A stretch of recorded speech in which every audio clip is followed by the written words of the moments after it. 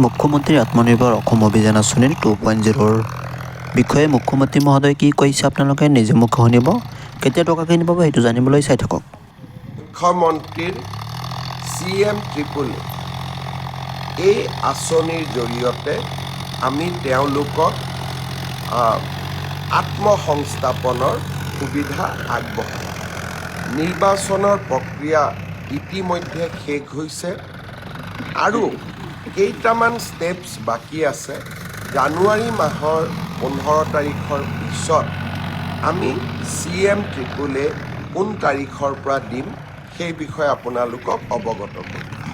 আৰু প্ৰত্যেকখন জিলাৰ সদৰত আমি এটা অনুষ্ঠান পাতি এই CM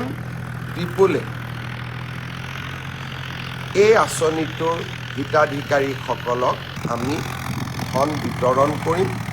যিমানকেইখন জিলাৰ সদৰত পাৰোঁ মই যাম, আৰু যিকেইখনত মই যাব নোৱাৰোঁ আমাৰ মন্ত্ৰীসভাৰ সদস্য, বিশেষকৈ উদ্যোগ মন্ত্ৰী ডাঙৰীয়া নিজে গৈ আপোনালোকক বিতৰণ কৰিব।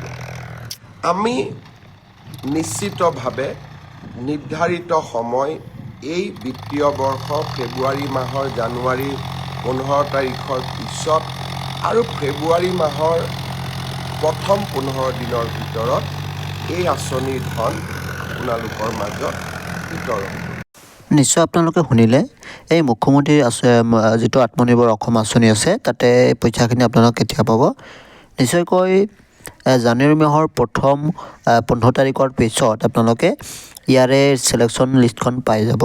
আৰু বাকী প্ৰথম সপ্তাহত মানে ফেব্ৰুৱাৰী মাহৰ প্ৰথম সপ্তাহত আপোনালোকে প্ৰতিখন জিলাতে টকা অনুযায়ী আপোনালোকে পাই যাব। ধন্যবাদ।